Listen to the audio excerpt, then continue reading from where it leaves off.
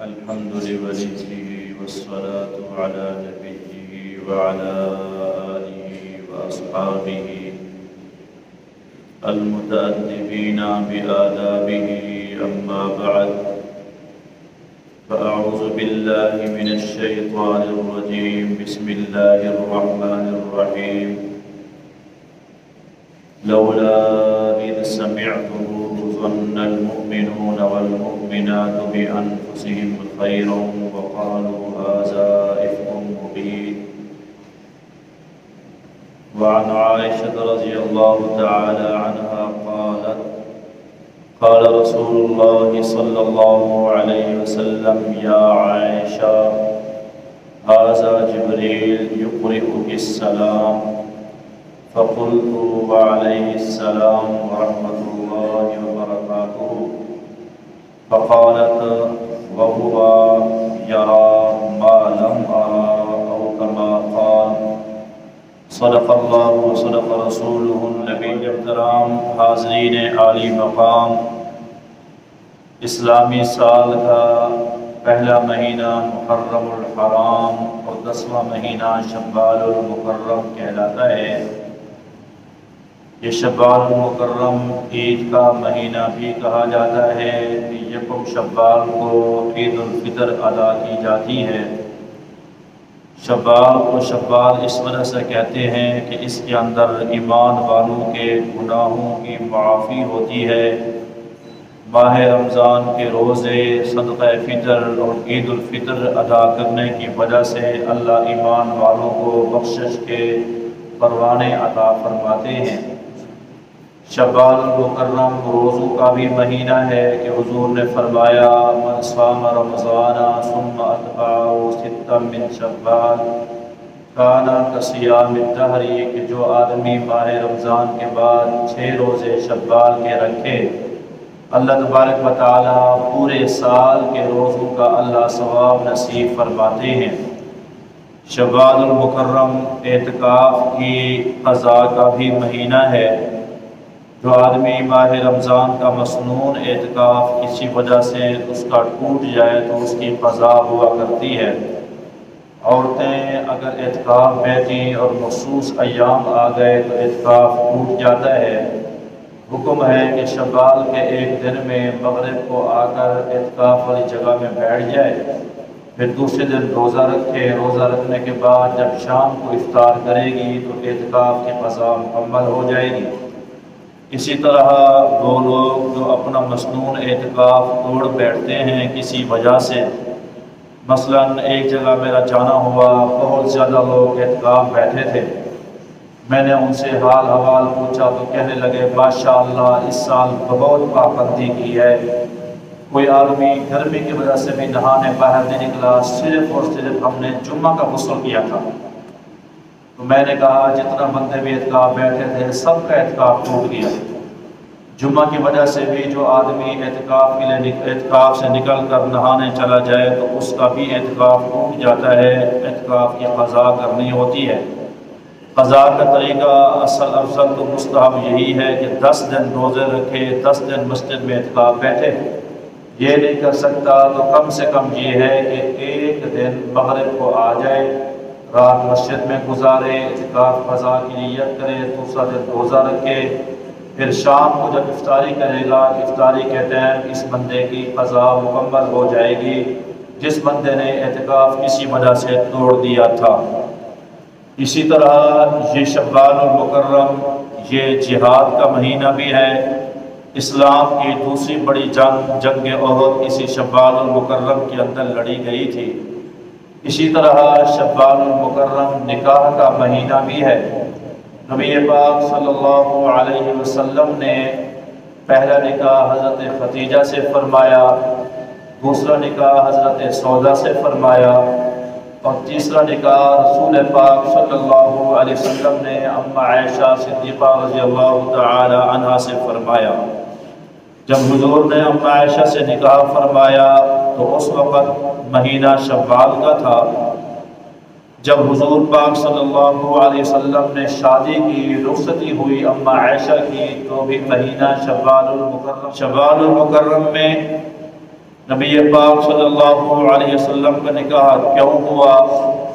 ایک تو پہلے نقطے کی بات یاد کریں کہ شوال میں عرب کے اندر طاعون کی ایک مرتبہ وبا اور بیماری آئی تھی، جس کی وجہ سے ہزاروں لوگ لقمۂ اجل بن گئے تھے، گھروں کے گھر ویران ہو گئے تھے، بستیاں اجڑ گئی تھیں۔ عرب کے لوگ اس مہینے کو منحوس سمجھتے تھے اور شوال المکرم کے اندر نکاح نہیں کرتے تھے، عقیقہ نہیں کرتے تھے، سفر کی ابتدا نہیں کرتے تھے، خوشی کے کام نہیں کرتے تھے کہ جس کے اندر ہمارے اتنے بندے مر گئے تھے۔ اللہ نے اپنے حبیب پیغمبر کو شوال میں نکاح کا حکم فرمایا کہ کسی دن میں نحوست نہیں ہوتی، کسی بندے میں نحوست نہیں ہوتی، کسی رات میں کسی لمحے میں نحوست نہیں ہوتی۔ یہ ہمارا عقیدہ بنانے کی خاطر، کسی کا ایکسیڈنٹ ہو جائے، کسی کے ڈکیتی لگ جائے، کوئی بندہ بیمار ہو جائے، اچانک کوئی حادثہ ہو جائے، چوری ہو جائے، پہلا جملہ ہوتا ہے فلانا نحوستی متھے لگا، فلانا نحوستی ماتھے لگا تھا، اس کو سب سے پہلے دیکھا تھا، اس طرح سے یہ نقصان ہو گیا۔ سراسر شرکیہ اور بدعتی بندہ یہ جملہ کہتا ہے۔ حالانکہ جب بندہ اٹھتا ہے تو سب سے پہلے ماں باپ کی زیارت کرتا ہے۔ میرے نبی تو فرمائے کہ ماں باپ کو دیکھو تو اللہ حج کا ثواب نصیب فرماتا ہے، اور یہ کہہ رہا ہے کہ نحوستی ماتھے لگائے تو اس طرح سے نقصان ہو گیا۔ جی کسی بندے میں نحوست نہیں، بیوی میں نحوست نہیں، بچوں میں نحوست نہیں۔ اسی آدمی سے پوچھو کہ تو نے آج فجر کی نماز پڑھی ہے؟ کہتا ہے جی فجر کی نماز نہیں پڑھی۔ ظہر الفساد فی البر والبحر بما کسبت ایدی الناس، سب سے بڑا نحوستی یہ آدمی ہے جس نے نماز نہیں پڑھی، اسی کے نحوست کی وجہ سے یہ نقصان ہوا ہے۔ لوگ دوسروں کو تانا دیتے ہیں، اپنی نحوست نہیں دیکھتے کہ میں کتنا بڑا منحوس ہوں۔ ساری زندگی اللہ تبارک و تعالیٰ سے مکان مانگتے ہیں، جب اللہ اپنا گھر دے دے تو پھر دیگچی کالی لٹکا دیتے ہیں، کیوں؟ یہ دی حفاظت کی خاطر ہے۔ مکان دینے والا بھی کون ہے؟ اللہ۔ حفاظت کرنے والا بھی کون ہے؟ اللہ۔ ساری زندگی اللہ سے مانگتا ہے اللہ کوئی اچھی گاڑی دے دے، سردی ہے، سردی میں موٹر سائیکل پہ جانا مشکل ہو گیا، اللہ گاڑی دیتے ہیں، کار آ جاتی ہے، پھر آگے جوتا لٹکا دیتا ہے، کیوں؟ یہ دی حفاظت کی خاطر ہے۔ ایکسیڈنٹ نہیں ہوتا، حفاظت ہوتی ہے، نظر نہیں لگتی۔ حفاظت کرنے والا کون ہے؟ گاڑی سے زیادہ قیمت گاڑی کا مالک ہوتا ہے۔ یہ جوتا ایک چاہیے کہ مالک اپنے گلے میں ڈالے اور ایک جو ہے وہ گاڑی کے گلے میں ڈالے، تاکہ دونوں حفاظت میں رہے نا۔ یہ انتہائی شرکیہ کام کرتے ہو تو اس کالے دھاگے سے حفاظت نہیں ہوتی، جوتے سے حفاظت نہیں ہوتی۔ حفاظت کرنے والا کون ہے؟ اچھے خاصے مرغئی کے ہمارے ساتھی کچھ بیٹھے ہوئے بھی ہیں، نئے موٹر لے کے آئے، کالے دھاگے آگے باندھ رکھے تھے، کیا ہے؟ یہ حفاظت کی خاطر ہے۔ اور بھائی حفاظت کرنے والا کون ہے؟ اللہ۔ کسی دن میں نحوست نہیں ہے، اگر نحوست ہوتی تو امام الانبیاء کو اللہ نہ کہتا کہ اسی شوال میں نکاح کرو۔ نکاح کروایا، اما عائشہ کو اللہ نے برکتیں ایسی عطا فرمائی کہ قیامت تک قرآن ان کی برکتوں کا ذکر کرتا ہے۔ اما عائشہ کو شوال میں نکاح کی وجہ سے برکتیں خیریں ملی ہیں، تو ہمیں بھی خیریں اور برکتیں ملے گی۔ نہ محرم میں نکاح کرنے سے منع ہے، نہ ذوالحجہ میں منع ہے، نہ سفر میں منع ہے۔ ہم سارے عملی طور پہ شیعہ ہیں، عقیدہ طور پہ اہل سنت والجماعت سے تعلق رکھتے ہیں۔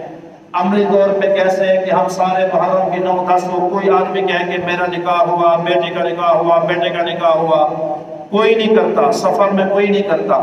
عمل ہمارا ان کے ساتھ ہے، عقیدے میں نا جی ہم سمجھتے ہیں جائز ہے، بس وہ محرم ہے نا۔ یہ عملی طور پہ سارے تو انہی کے ساتھ کھڑے ہو، صرف تمہارا ذہن یہی ہے، باقی سارا کام انہی کے ساتھ ہے۔ تو شوال میں نکاح کر کے اللہ کے نبی نے امت کا عقیدہ سمجھایا امت کو کہ بھئی شوال میں نکاح کرنے سے خیریں برکتیں آتی ہیں، نحوست کسی دن کے اندر نہیں ہوا کرتی۔ دوسری بات یہ ہے کہ شوال میں جو نکاح ہوا، دوسرا عقیدہ، دوسرا مسئلہ سمجھ میں آیا۔ آپ صلی اللہ علیہ وسلم نے حضرت خولہ بنت حکیم کو بھیجا پیغام نکاح کی خاطر۔ خولہ بنت حکیم گئی، جا کر بات کی، ابو بکر صدیق گھر میں نہیں تھے، آئے، بات چلی، خوشی کی بات ہے، لیکن صدیق نے جبیر بن مطعم سے اپنی بیٹی کی نسبت کر رکھی ہے، اور صدیق کو وعدہ خلافی نہیں کر سکتا جب تک وہ نہ جواب دے دے۔ پھر جبیر بن مطعم سے بات کی، اس کے باپ مطعم سے، مطلب نے کہا اگر عائشہ نے ہمارے گھر قدم رکھا تو گویا اسلام نے قدم رکھا، پھر تو معاملہ خراب ہے، ہم عائشہ کا نکاح رد کرتے ہیں، ہم نہیں لیتے۔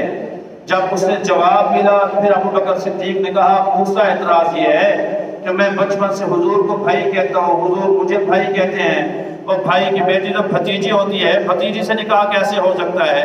عرب کے لوگ جس کو بھائی کہتے تھے بس وہ بھائی ہوتا تھا، سگے بھائیوں کی طرح معاملات ہوتے تھے، اس کی بیٹی سے نکاح نہیں ہو سکتا تھا۔ اللہ کے نبی کو اس بات کی خبر پہنچی، حضور نے فرمایا ہوا اخی فی الاسلام، وہ بھائی ہے لیکن اسلامی بھائی ہے، اس کی بیٹی تحل لی، میرے لیے اللہ نے حلال فرمائی ہے۔ اسلامی بھائی کے احکام اور ہوتے ہیں، سگے بھائی کے احکام اور ہوتے ہیں، سگے بیٹے کے احکام اور ہوتے ہیں، منہ بولے بیٹے کے احکام اور ہوتے ہیں۔ اللہ کے نبی نے فرمایا تھا یہ زید بن حارثہ میرا بیٹا ہے، اس کو زید بن محمد کہا کرو۔ اللہ نے فرمایا ادعوہم لآبائہم هو اقسط عند اللہ، میرے محبوب ہر آدمی کو اس کے باپ کے نام سے پکارو، یہ اللہ کو زیادہ پسندیدہ ہے۔ زید بن محمد نہ کہو، زید بن حارثہ کہو۔ میں آپ کسی کو اگر گود لے لیں، بچہ پالیں، ساری زندگی اس کی خدمت کرو، تربیت کرو، سونے کی تلیاں اس کو مرواؤ، سونے کا کھلاؤ، لیکن جب بالغ ہو جائے گا تیری بیوی سے پردہ کرنا فرض ہے۔ جب بالغ ہو جائے گا تیری بیٹیوں کا اس سے پردہ کرنا فرض ہے۔ اب تیری بیٹیوں کے ساتھ پردہ ہو رہا ہے، تیری بیوی کے ساتھ پردہ ہو رہا ہے، اب تو کہے میں نادرہ میں اپنا نام لکھوا دوں، نہیں لکھوا سکتا، قرآن کے خلاف ہے، اس کے باپ کا نام لکھوائے گا۔ تو کہے میں بے فاروق میں اپنا نام لکھوا دوں، نہیں لکھوا سکتا، اس کے اپنے باپ کے نام لکھا جائے گا۔ یہ شرعی احکام سمجھا کرو۔ اللہ کے نبی نے امت کو بتایا کہ حقیقی بھائی بھائی ہوتا ہے، منہ بولا بھائی بھائی نہیں ہوتا۔ بھتیجی سے نکاح حرام ہے لیکن منہ بولے بھائی کی بیٹی سے نکاح کرنا جائز ہے۔ کوئی بندہ کہے کہ میں بچوں کو پالنا چاہتا ہوں تو کیا کروں مولوی صاحب؟ پھر حکم یہ ہے کہ چھوٹے بچے کو اٹھاؤ، 2 سال کے کم عمر کا ہو، وہ بچہ یا تو تیری بیوی اس کو دودھ پلائے، تیری بیوی کی چھاتی میں دودھ نہیں تو تیری بیوی کی جو بہن تیری سالی ہے وہ اس کو دودھ پلائے، دودھ پلائے گی تو یہ رضائی اماں ہو جائے گی، تیری بیوی اس کی رضائی خالہ ہو جائے گی، رضائی خالہ سے پھر جو ہے وہ پردہ نہیں ہوا کرتا ہے۔ اس طرح تو بچوں کو گھر میں رکھ سکتے ہو، پال سکتے ہو، جیسے ہم نے یہ آج کا نظام چلایا ہوا ہے یہ بالکل غلط ہے۔ اس بات کو علماء سے پوچھا کرو مسائل۔ نبی کریم صلی اللہ علیہ وسلم نے امت کو مسئلہ سمجھایا، ابو بکر صدیق میرا بھائی ہے لیکن اسلامی ہے، اس کی بیٹی میرے نکاح کے اندر آ سکتی ہے۔ سیدہ اما عائشہ صدیقہ رضی اللہ تعالی عنہ کا جب نکاح ہوا، اما عائشہ کی عمر اس وقت 6 سال کی تھی۔ معلوم ہوا نکاح کے لیے بالغ ہونا شرط نہیں، نکاح سال کی عمر میں بھی ہو سکتا ہے، 2 دن کی عمر میں بھی ہو سکتا ہے۔ چھوٹی سی بچی ہو تو ماں باپ اس کا نکاح کر سکتے ہیں، ولی اختیار رکھتے ہیں۔ نکاح کے لیے عمر نہیں، رخصتی کے لیے ہوتی ہے کہ عمر کچھ زیادہ ہو جائے۔ پھر آپ صلی اللہ علیہ وسلم کی جب رخصتی ہوئی اما عائشہ کے حضور کے ساتھ، اما عائشہ کی اس وقت عمر تھی 9 سال۔ اما عائشہ پیدا اس وقت ہوئی ہیں جب اللہ کے نبی نے نبوت کا اعلان فرمایا، 4تھا سال ہو رہا تھا، حضور کی عمر 44 سال تھی کہ اما عائشہ پیدا ہوئی ہیں۔ یہ وہ واحد خاتون جنت ہیں، جب پیدا ہوئی تو ابا بھی مسلمان تھا، اماں بھی مسلمان تھی، اور کسی عورت کو یہ اعزاز حاصل نہیں جس کے ماں باپ دونوں مسلمان ہوئے ہوں، ایسی گود کے اندر جس نے آنکھ کھولی ہو، یہ اما عائشہ کو اعزاز حاصل ہے۔ پھر حضور پاک صلی اللہ علیہ وسلم نے ہجرت سے 4 سال پہلے یعنی 9 کے اندر نکاح فرمایا۔ پھر آپ صلی اللہ علیہ وسلم ہجرت کر کے مدینہ تشریف لے آئے۔ پھر اللہ کے نبی نے زید بن حارثہ کو بھیجا کہ میرے وہاں اہل و عیال کو لے آؤ۔ ابو بکر صدیق نے عبداللہ بن عریقت کو بھیجا غلام کو کہ جاؤ میرے اہل و عیال کو لے آؤ۔ عبداللہ بن عریقت بھی گئے، زید بن حارثہ بھی گئے۔ وہاں سے حضور کے اہل و عیال میں حضرت سودا حضور کی بیوی تھی، حضور پاک صلی اللہ علیہ وسلم کی بیٹی حضرت فاطمہ تھی، حضور پاک صلی اللہ علیہ وسلم کی بیٹی حضرت ام کلثوم تھی۔ آپ صلی اللہ علیہ وسلم کا یہ خاندان اور حضرت ابو بکر صدیق کا خاندان میں حضرت اما عائشہ صدیقہ تھی، حضرت اسما تھی، حضرت ام رومان، حضرت اسما کی حضرت عائشہ کی جو اماں ہے ام رومان یہ تھی۔ یہ خاندان والے یہاں سے آئے۔ ابو بکر صدیق نے عرض کیا حضور رخصتی ہو جائے، رخصتی ہوئی ہے، اور یہ وہ نکاح ہے جس کا خطبہ خود ابو بکر صدیق نے پڑھا تھا، 500 درہم حق مہر طے ہوا تھا۔ یہ رخصتی بھی اتنا سادی ہے۔ اما عائشہ صدیقہ رضی اللہ تعالی عنہ فرمایا کرتی تھی کہ جب میری رخصتی ہوئی تو میں جناب جھولا جھول رہی تھی، میری اماں آئی مجھے جھولے سے اتارا، کہا آ بیٹی، ہمارے ہاں تو نکاح قاضی صاحب آئے ہوتے ہیں، ماں باپ آئے ہیں، دولہا آیا ہے، کیا ہے جی دولہا بیوٹی پارلر پہ کوٹ بٹھن بیٹھی ہے، وہ آئے گی تو سائن کرے گی، ہمارے ہاں یہ کلچر رہ گیا۔ ابو بکر صدیق کی بیٹی کا نکاح ہوا، شادی اتنا شادی ہے کہ جناب بیٹی جھولا جھول رہی ہے، جب آئی بارات تو آپ کو بلایا گیا، بلایا اور آپ کا منہ دھلایا اور تھوڑا سا تیار کرایا اور یہ رخصتی ہو رہی ہے۔ اتنا سادگی کے ساتھ اماں عائشہ صدیقہ کی رخصتی ہوئی، 9 سال کی عمر میں اماں عائشہ کی رخصتی ہوئی، اور یہ ضروری تھا کہ اللہ کے نبی کے پاس ایک ذہین فتین عورت ہوتی جو حضور کا دین سنبھالتی، امت کو حضور کے راز نیاز کی زندگی رکھتی، امت کے پاس اللہ کے نبی کا دین پہنچاتی۔ 2010 حدیثیں اماں عائشہ صدیقہ نے پیغمبر کی محفوظ کر کے امت کو سنائی ہے۔ اللہ کے نبی سے قرآن سن کے اماں عائشہ نے قرآن حفظ کیا ہے۔ اللہ کے نبی کے بعد 18 سال تک امت کا یہ جناب جو مدرسہ تھا اللہ کے نبی کا، اس کو چلایا ہے۔ اماں عائشہ صدیقہ کی عمر 63 سال ہے۔ ان کے شاگردوں میں حضرت ابو ہریرہ جیسے صحابی ہیں، ان کے شاگردوں میں عبداللہ بن عمر جیسے صحابی ہیں، ان کے شاگردوں میں حضرت عبداللہ بن عباس جیسے صحابی ہیں، ان کے شاگردوں میں حضرت عبداللہ بن مسعود جیسے صحابی ہیں۔ اللہ نے ان کو یہ مقام نصیب فرمایا تھا۔ آیات تیمم نازل ہوئی ہے، اماں عائشہ کی شان میں نازل ہوئی ہے، آیات تطہیر نازل ہوئی ہے، اماں عائشہ کی شان میں نازل ہوئی ہے۔ اللہ نے ان کی پاک دامن قرآن اتارا ہے۔ اماں عائشہ کہا کرتی تھی میں وہ خاتون ہوں جسے اللہ نے اعزاز نصیب فرمایا، ساری بیویاں حضور کی یا تو مطلقہ بیوہ تھی، میں وہ پیغمبر کی بیوی ہوں جو حضور کے نکاح میں کواری آئی، باقی کوئی عورت کواری نہیں آئی۔ فرمایا میں وہ خاتون ہوں جس نے ماں باپ کے گھر میں اس حالت میں آنکھ کھولی کہ ماں باپ دونوں اسلام لا چکے تھے، میں وہ خاتون ہوں جس کے ماں باپ دونوں نے مدینہ کی طرف ہجرت فرمائی ہے، اور کسی خاتون کا یہ اعزاز نہیں جس کے ماں باپ دونوں نے مکہ سے مدینہ ہجرت کی ہو۔ یہ اللہ نے مجھے شان عطا فرمایا، میں وہ خاتون ہوں جس کے لحاف کے اندر اللہ نے قرآن اتارا، باقی کسی بیوی کے گھر کے اندر لحاف کے اندر یوں بستر میں قرآن نہیں اترا ہے۔ یہی وجہ ہے کہ ام سلمہ ساری عورتوں اور ساری بیویوں سے مشورہ کر کے حضور کے پاس آئی اور کہنے لگی حضور کیا بات ہے، آپ ہمارے گھر میں ہوتے ہیں، مدینے والے ہمارے پاس کوئی جناب تحفے تحائف نہیں بھیجتے ہیں، جب آپ اماں عائشہ کے گھر میں سوار کو ہوتے ہیں، اماں عائشہ کی باری ہوتی ہے، مدینہ والے تحفے تحائف بھیجتے ہیں۔ پیغمبر نے فرمایا ام سلمہ اس بارے میں تم مقابلہ نہ کرو، تمہیں پتہ نہیں کہ تمہارے لحاف میں قرآن نہیں اترتا ہے، قرآن اترتا ہے تو اماں عائشہ کے لحاف کے اندر اترتا ہے، اللہ بھی اماں عائشہ کو پسند کرتا ہے، میں بھی تمہاری جو ہے عائشہ کو پسند کرتا ہوں، لہٰذا اس بارے میں مجھ سے سوال نہ کرو۔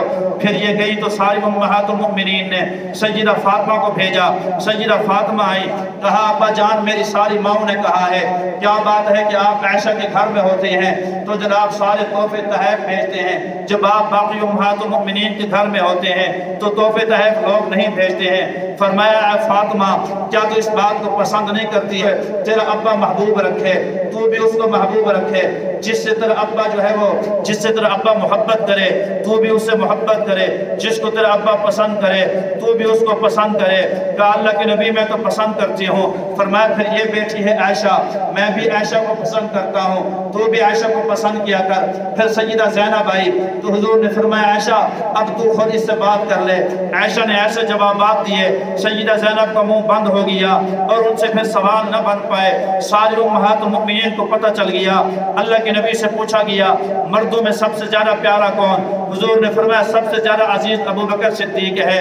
پوچھا گیا عورتوں میں سب سے زیادہ عزیز کون؟ فرمایا عورتوں میں سب سے زیادہ اماں عائشہ صدیقہ کا نام لیا کہ عائشہ سب سے زیادہ پسندیدہ ہے۔ فرمایا عائشہ کی فضیلت باقی عورتوں پر ایسے ہے جیسے سرید کی فضیلت تمام کھانوں پر ہے۔ پیغمبر حمیرہ کے لقب سے پکارا کرتے تھے، جس کو آپ نے کنیت عطا فرمائی تھی ام عبداللہ، فرمایا کرتے تھے ام عبداللہ، یہ کنیت کا ہونا اعزاز کی بات ہے۔ اماں عائشہ کا کوئی بیٹا نہیں تھا، بھانجے کے نام پر آپ کو کنیت عطا کی گئی، ام عبداللہ کے نام پہ حضور نے ان کی کنیت رکھی تھی۔ صدیقہ، عفیفہ، عتیقہ، یہ سارے اماں عائشہ کے لقب ہیں۔ اور سب سے بڑی جو آخری فضیلت ہے جو بات ختم کر رہا ہوں وہ یہ ہے کہ اللہ تعالیٰ نے ان کی شان کے اندر قرآن اتارا ہے۔ واقعہ آپ سنتے رہتے ہیں۔ نبی کریم صلی اللہ علیہ وسلم سن 5 ہجری کو 500 صحابہ کے ساتھ غزوہ بنی مصطلق جنگ لڑنے آتے ہیں، اللہ فتح نصیب فرماتے ہیں، حضور واپسی آ رہے ہیں، ایک جگہ خیمہ لگایا گیا، سارا قافلہ ٹہل گیا، اللہ کے نبی نے آرام فرمایا، صبح کا ٹائم تھا، حضور پاک صلی اللہ علیہ وسلم صبح کی نماز جلدی پڑھا کرتے تھے، سارے صحابہ تہجد گزار تھے، اس وجہ سے صبح صحابہ اٹھ جایا کرتے تھے، نماز ادا کی گئی، پھر حضور نے فرمایا چلو قافلے کو کوٹ کے کہو، قافلے والے چلنے لگے، اما عائشہ قضائے حاجت کے لیے باہر گئی ہوئی ہیں، وہاں اما عائشہ کا ہاتھ ٹوٹتا ہے، وہ موتی جمع کرنا شروع کر دیتی ہیں، موتی جمع کرتے کرتے ان کو دیر ہو جاتی ہے، ادھر سے قافلے والوں نے آ کر ہودج یعنی کچاوا اٹھایا، اما عائشہ اس وقت اتنا کمزور تھی کہ آپ کا وزن محسوس نہ ہوا کہ اندر موجود ہے یا نہیں، یہ ہودج اٹھا کے اونٹ پہ رکھا، قافلہ چل پڑا، اما عائشہ جب صبح واپس آئی دیکھا تو کچھ بھی نہیں ہے، نہ قافلہ نہ اونٹ نہ خیمے،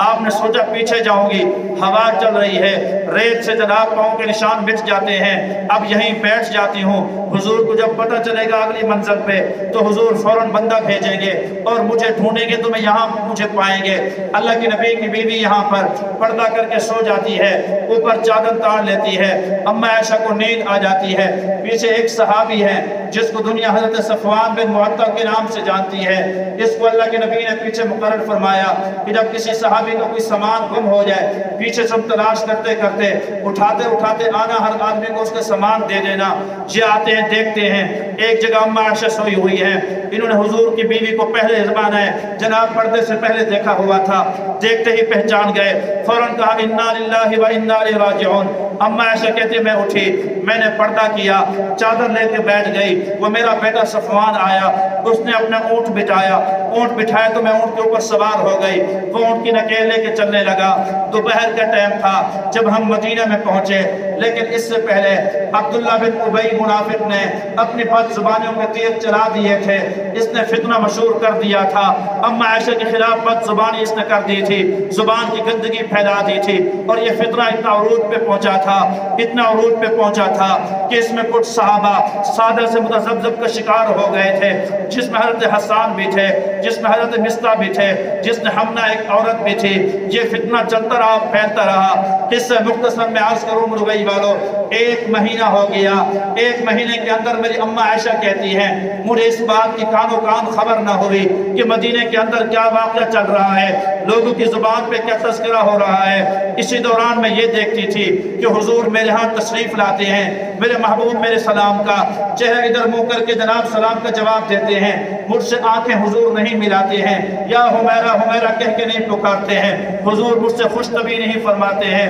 حضور محبت کے بول نہیں بولتے ہیں، بس اس کڑھن کی وجہ سے میں سخت بیمار ہو گئی، مجھے بخار ہو گیا، ایک مرتبہ میں مصطح کو بلایا، اس کے ساتھ میں قضائے حاجت کے لیے باہر جا رہی تھی، اس کا جو ہے وہ دوپٹہ پاؤں کے اندر جو الجھا وہ گرنے کے قریب تھی، اس نے جملہ کہا تاہیسا مصطح، میرا بیٹا مصطح برباد ہو جائے، ہلاک ہو جائے، میں نے کہا اماں بدری صحابی ہے، بدری صحابہ کو تو حضور نے دعائیں دی ہے، تو بد دعائیں کر رہی ہے، کہا سبحان اللہ میری اماں، آپ کو پتہ نہیں کہ میرا بیٹا کیا بات کر رہا ہے، عبداللہ بن ابی نے کیا خبر مشہور کی ہے، جناب حسان نے کیا بات کی ہے، میں نے سارا واقعہ حضرت اما عائشہ کو سنایا، اما عائشہ فرمایا کرتی تھی لوگوں جیسے کسی کی ذرات پاؤں سے زمین نکل جائے، مجھے تو ایسے محسوس ہوا جیسے میرے پاؤں سے زمین ہی نکل گئی، میں واپس آئی، حضور کے گھر میں پہنچی، اللہ کے نبی تشریف لائے، میں نے حضور سے اجازت چاہی کہ ماں باپ کے گھر جاؤں، واقعے کی تحقیق کروں،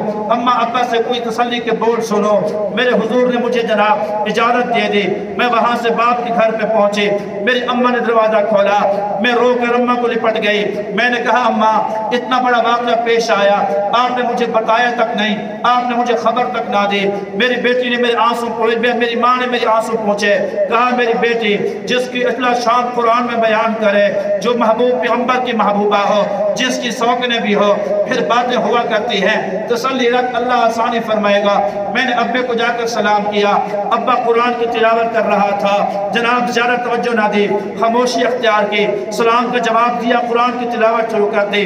پھر میں نے مصلی اٹھایا، کمرے کے کونے میں جانے لگی۔ میری ماں نے سوچا ہو سکتا ہے نوجوان بچی ہے، ایسا نہ ہو کہیں جا کر خودکشی نہ کر لے، نقصان نہ کر بیٹھے۔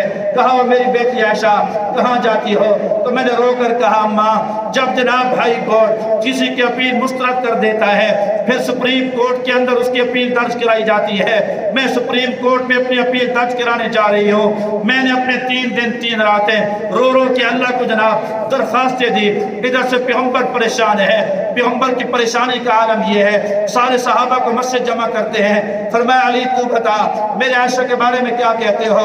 سیدنا علی المرتضیٰ نے عرض کیا میرے محبوب کائنات کے اندر مدینہ کے اندر بہت سے عورتیں اور بھی حسین ہیں، اگر نکاح کا ارادہ ہے اور نکاح کر لیجئے۔ پیغمبر نے حضرت بریرہ کو بلایا، بریرہ تو بتا میرے عائشہ کے بارے میں کیا کہتی ہو؟ کہا میرے محبوب وہ تو آٹا گھومتی ہے پھر سو جاتی ہے، بکریاں آٹا کھا جاتی ہے، جو آٹا نہیں سنبھال سکتی وہ اس بارے میں کیسے سوچ سکتی ہے؟ آخر میں پیغمبر نے حضرت عمر سے پوچھا تھا عمر تو بتا عائشہ کے بارے میں لوگ جو باتیں کر رہے ہیں تو کیا کہتا ہے؟ سیدنا عمر نے ایک سوال کیا، کہا میرے محبوب یہ بتائیں کہ آپ نے نکاح اپنے مرضی سے کیا تھا یا اللہ کی مرضی سے کیا تھا؟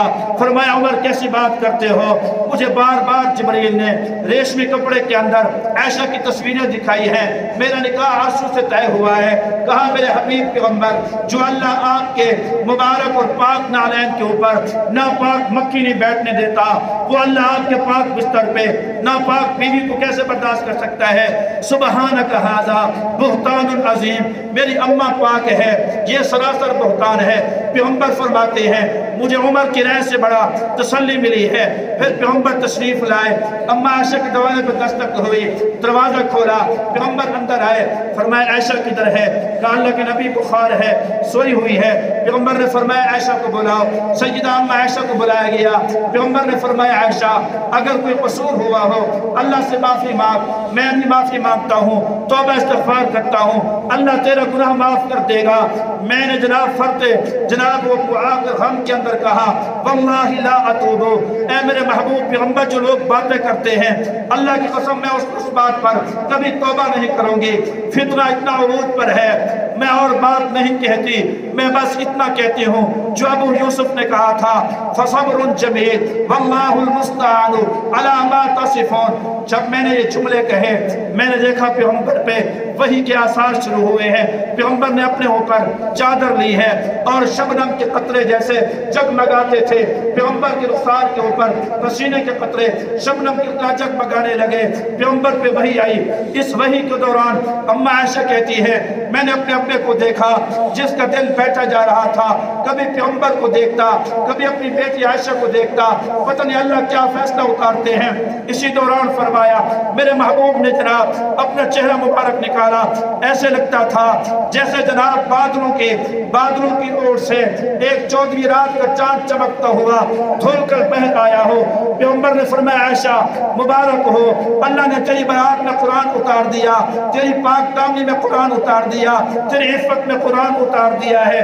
مسلمانوں الزام پہلے بھی لگے ہیں، فارش والوں نے الزام لگائے، گواہی بھی فارش والوں نے دی ہے، صفائی بھی فارش والوں نے دی ہے۔ اماں مریم پہ الزام لگایا، فارش والوں نے گواہی دی، حضرت موسیٰ پہ الزام لگا، فارش والوں نے گواہی دی، حضرت یوسف پہ الزام لگا، بچے نے فارش پر گواہی دی۔ لیکن قربان جاؤں اماں عائشہ کے نصیب پر فارش والوں نے الزام لگایا، عرش والوں نے قرآن اتارا۔ جب تک رب کا قرآن رہے گا اماں عائشہ کی پاک دامنی کا بھی شان بیان رہے گا۔ فرماتی ہے میں سجدے میں گر گئی، اللہ تعالیٰ شکر ہے یوسف علیہ السلام کے بارے میں بچے نے گواہی دی تھی، اماں مریم کے بارے میں حضرت عیسیٰ نے بچپن میں گواہی دی تھی، حضرت موسیٰ کے بارے میں ایک بچے نے آ کر گواہی دی تھی۔ اللہ تعالیٰ شکر ہے تو نے میری گواہی کے اندر سورۃ نور 18 آیات اللہ نے اتاری ہے۔ پیغمبر صلی اللہ علیہ وسلم کی بیوی عفت پاک دامنی کی گواہی جس کی قرآن دے، ہائے ہائے آج باپ بتاتا ہے کہ بیٹا یہ تیری ماں ہے، اس کے بچے حیا کرتے ہیں۔ اللہ نے کہا النبی اولیٰ بالمؤمنین من انفسہم وازواجہ امہاتہم، اللہ کا قرآن کہتا ہے نبی کی بیویاں تمہاری مائیں ہیں، آج پھر بھی کتنا خسارے کی بات ہے کہ اس ماں کا حیا کرنے کو تیار نہیں ہے کچھ لوگ۔ اللہ ایسے لوگوں کو ہدایت نصیب فرمائے۔ حضرت ام عائشہ کا انتقال ہوا تو 17 رمضان المبارک کی تاریخ تھی، مہینہ رمضان کا تھا اور 17 تاریخ تھی۔ سیدنا ابو ہریرہ رضی اللہ تعالی عنہ نے آپ کا جنازہ پڑھایا تھا۔ عبداللہ بن عمر سے کسی نے پوچھا تھا کہ حضرت یہ بتائیں کہ اماں کی جدائی میں کس کو صدمہ ہوا تھا؟ فرمایا ہر وہ امتی جس کی میری اماں ماں لگتی تھی، ہر وہ مرد عورت جس کی اماں ماں لگتی تھی اس کو صدمہ ہوا تھا۔ اماں عائشہ صدیقہ رضی اللہ تعالی عنہ کا نکاح شوال المکرم میں ہے، رخصتی بھی شوال المکرم میں ہے۔ عزیزو یہ مہینہ نکاح کا مہینہ ہے، اپنے بچوں کی نکاح کی تقریبیں رکھیں۔